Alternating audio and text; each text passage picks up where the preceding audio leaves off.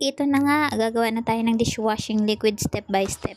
Pero kahit hindi mo na ako sundan kasi may guidelines naman yan pag once na bumili kayo ng dishwashing na to. Ayan, pinapakita ko lang dyan kung ano ang step by step na paggawa ng ating dishwashing liquid na mabula na, mabango pa, fresh pa. Charot lang.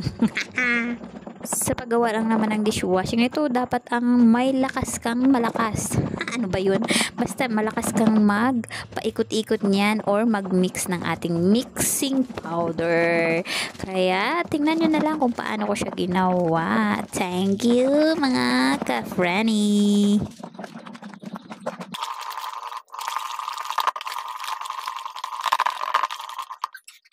After 24 hours, ito na yung ating dishwashing.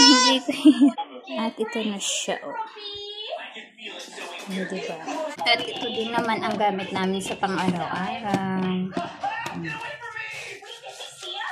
Diba? Mabula.